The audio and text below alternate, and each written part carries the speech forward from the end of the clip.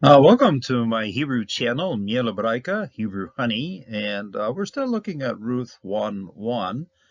We're going to look at the geography, the geology, the genealogy. All of these begin with a G. It's going to be a gleeful study today, beginning with a G. So anyway, lots of interesting stuff here, and this is all what I call physical, historical context of the book of Ruth. And this story takes place in a real context, and it's good to look at the context and just how that all comes together. And it was in the days when the judges judged, there was a famine in the land, and a man of Bethlehem and Judah went to be a resident alien in the fields of Moab, he and his wife and his two sons. Va-yehi. Now, va is a conjunction. So when you have a conjunction, you're joining two things together. So we know what the second half of what's being joined of the conjunction happens to be the entire book of Ruth. What's the first part? The first part, according to this one, was all the events of what happened with the judges, the Shophatim. But also, this particular book, when you look it up in the Hebrew Bible and you go through it and you end up, you're not going to find it in the same place that we find it in the Bibles that we use. So you're going to find it over there among the Ketuvim, the writings. You're going to find it right after the book of Proverbs. And you're going to find it there because this particular book, the book of Ruth, its key personage, its key theme, or the person that's sort of the center of the whole, that's why the book is named after Ruth, is an Eshet Hayil. An Eshet Hayil is a virtuous woman. So you find that term here in the middle of this book, Book of Ruth, and you find it also in Proverbs 31 at the end of all of the Proverbs. Who can find a virtuous woman? Eshet Hayil miya matzah. Who can find her? And so that's how that connection is with Ruth and the book of Proverbs. So if you go va, you're connecting yourself. This conjunction right here connects then to Proverbs, at least in the Hebrew Bible, connects to the Shophatim in our Bible. So we're looking for connections here. That's how that would work. Now, in those days when the judges judged, of course, this was back you're talking about Samson, you're talking about Jephthah, you're talking about the different personages mentioned in the book of Judges, a time which often the biblical writings consider a time of very lawless and very messy time, people fighting with the neighbors and so. But this particular story then happens to be a gem right in the middle of all that trouble. All of a sudden you find yourself a very pretty, very beautiful little love story in the middle of all that chaos. So it makes it very interesting reading. But the motivation of this person, Elimelech, traveling from Bethlehem to Moab is a ra'av. Okay, so we're going to look a little bit as to how famines operate. We have to remember that Judah, and above all, Judah, it happens to be between the Mediterranean and the desert, the Saudi Arabian desert. This is to the south and to the east. It is a desert. In fact, the desert begins here at Bethlehem. If you're at Bethlehem, whatever goes from there to the Mediterranean has some rainfall from the Mediterranean. Whatever goes from Bethlehem out towards the Dead Sea, that's under the rain shadow. It doesn't rain anymore. It's very dry out that way. So the city of Bethlehem sits right on the edge of either having rain or not having rain. So it's why Ra'av, this is why famine is very much of a possibility. As we read, especially starting from all the way in Genesis, when Abraham arrived in the Promised Land, you'd think, oh boy, nice place, lots of food. No, the first thing he runs into is a famine. He has to go on to Egypt, and this has happened time and time again. And quite often famines are used by God and by written up in the Holy Scriptures as a way of bringing people back to God. In other words, they show up with their own pride, suffer a famine, and they plead to God, for care and for food. Happened with Joseph or with Jacob and his family. They had to eventually move to Egypt because of the famine they were having in their land. So, famines are something that God uses to influence his people. So here it is, Rahav. Incidentally, running it for vocabulary. So you start out with a Resh Ayin. Resh Ayin is the evil one. And then you put a bet on the end of that, and then you got an evil thing, which happens to be a famine. So it's one linguistic tool, or one alphabetic tool to make you remember, or allow you to remember the word Ra'av. Ra'av is a famine, a famine. Ba'aretz. Wahi bichmei shofet hashofetim wahi Ra'av ba'aretz ve'elech ish mebet lechem Yehuda legur beshde Moav Hu ve'ishto ve'shenei banav. And so his two sons also went along to Moab. So you have the names that are mentioned here. There's only 3 place names mentioned here. Later on, Ephrathah is mentioned, and later on more people are mentioned as well. But we'll start out with the very basics here as to where they were and where they went. Bethlehem, okay, Bethlehem. Now, when you read this, Bethlehem, here's Bethlehem, house of bread. You'll find out in this particular story of Ruth, the person who wrote it was very much an artist in showing up irony. And this is an irony is happening right here. Why? Because you have a famine, okay? So you got Ra'av, and with the famine, all of a sudden in Bethlehem, house of bread, you don't have any bread. There's no bread available anymore. People have eaten all of the grains that they could, and they're into a famine status. So the house of bread all of a sudden has no bread, house of no bread. And Judah, by the way, means to praise, to bring praise to God. Judah. All of a sudden, the praise has kind of gone out of it because people are getting very hungry. So that's what you would understand as irony. What's happening here? Things should be on the up and up, but they aren't. People are in trouble because of a lack of food. And then, of all things, they go to Moab. Moab aren't exactly their friends. They caused them a lot of trouble on the journey when they were coming out of the Exodus. And the women of Moab were known as being women who would tempt and who would bring people into sin and so forth. And so Moab had a very, incidentally, the distant relatives of Israel through Lot, but really not exactly, not considered a part of the people of God, just very much distant relatives. An interesting thing, they found what's known as the Moabite stone, and this was the king of Moab who wrote down a large tablet talking about how great he was and how great his god Chemosh was, and how he'd beat up the Israelites and so forth. This stone was found, more than a century ago. The local people had tried to destroy it, but before it was destroyed, an archaeologist managed to get a paper press of the thing, and now it's been restored. I think it's in the Louvre, and it's interesting in that the language and the alphabet used in Moab were very similar to what's found in Israel. So Moabite and Israelite. Incidentally, there wasn't much of a language shift then from Bethlehem over to Moab. They were distant relatives, and the languages are similar enough, so it wasn't much of wasn't a big deal to speak with those people and to move in with them. So even though they had been enemies in the past, and they still were more or less officially enemies. In fact, when you read the story of Ahud, that was a big old fight and battle going on between Israel and Moab. So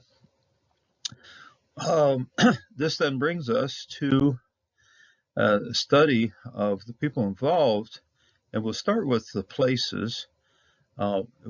Here in Bethlehem, this is where we start out, and this is where we return to.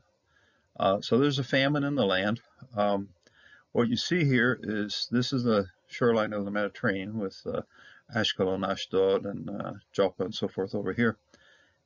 When the winds are prevailing this way and bringing moist air across to Bethlehem, you're going to get good crops. But when the winds shift from this side and it's coming in from the Saudi desert, it's all just dry air, no moisture, and then of course the people are in danger of a famine. And as I said already, Bethlehem, Jerusalem, Hebron. This is the watershed ridge. In other words, whatever rain falls on this side goes out to the Mediterranean. Whatever falls on this side goes out to the Dead Sea. But it's also the rain shadow. In other words, when the wet moisture air comes in from the Mediterranean, comes in the afternoons when the day is warming up. It brings moisture to this side. Once it's crossed this ridge, this is the dry side of Judah. So you got the side that will receive rains and the side that receives very rare rains. When you get all the way out here to Qumran and to the Dead Sea coast, the rains are very, very sparse. It's going to be very, very dry. That's why the Dead Sea Scrolls lasted as long as they did, because they were very dry. They were in very dry climate, and this is one of the driest climates in the world for whatever, because of just where it is. Now, getting up to Moab, one of the things about Moab, it is slightly higher in altitude than Bethlehem.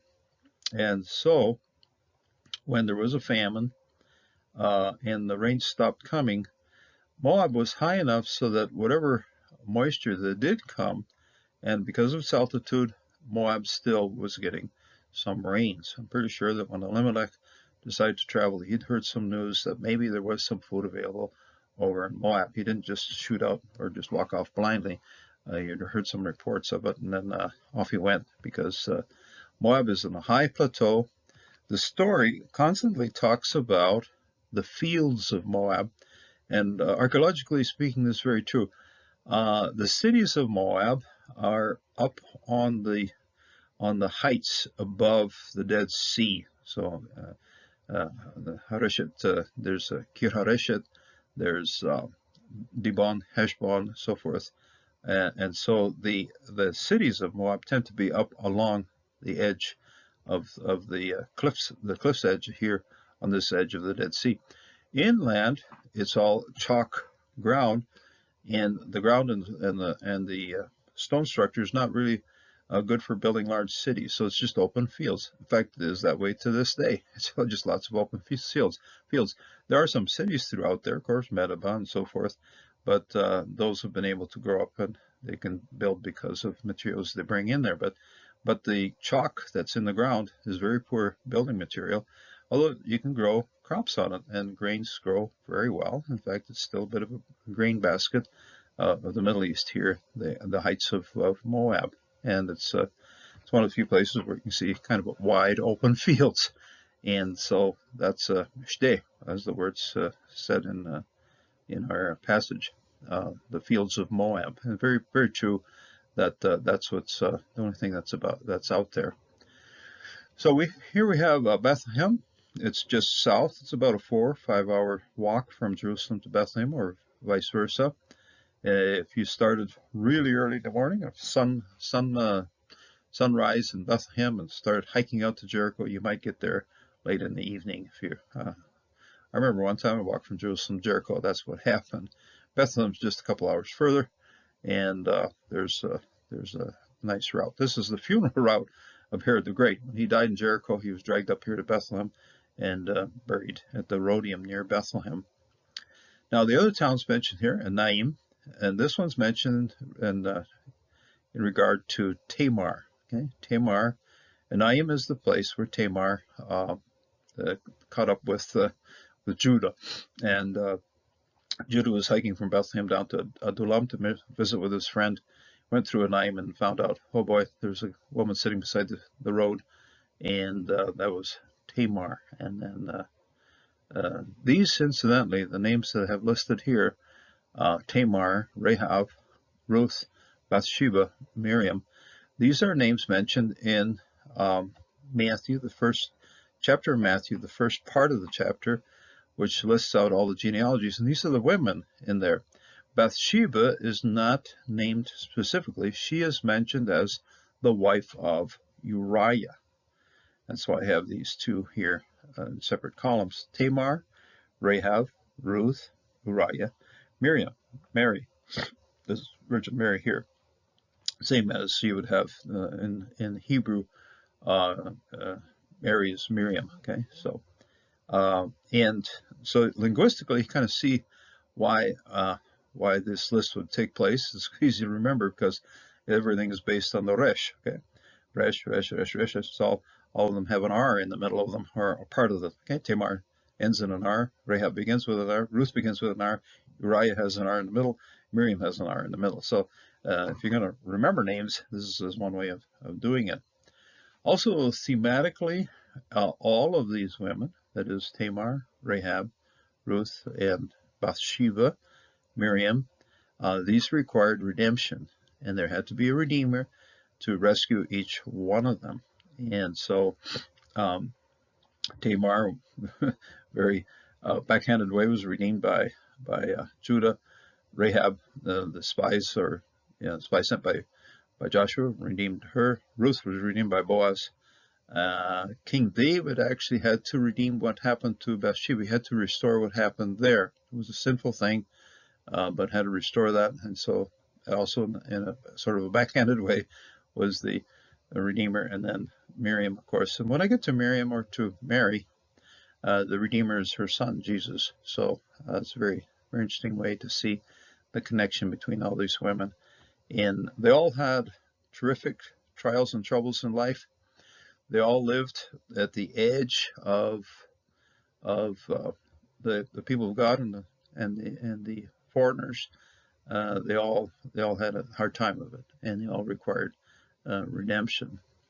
So when the famine hit, Elimelech decided to pick up his family here in Bethlehem, hiked over to Moab. Kind of might have gone around this way, but probably the more indicated route would be Jericho.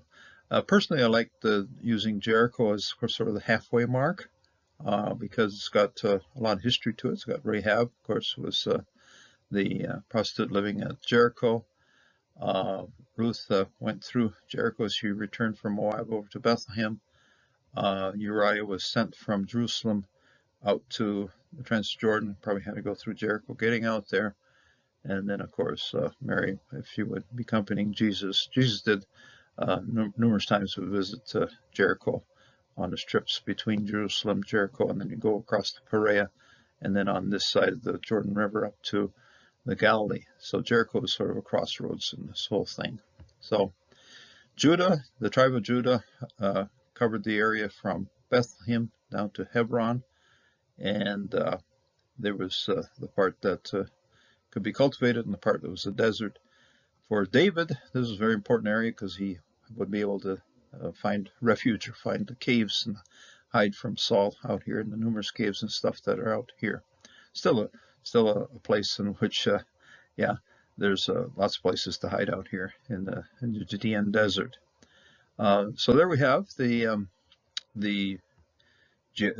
geography, in other words, the places that were important to these women, the experiences they all went through living in these places, and the relationship. Of course, just remember, talking about Ruth. Ruth gives birth to Obed, where? In Bethlehem.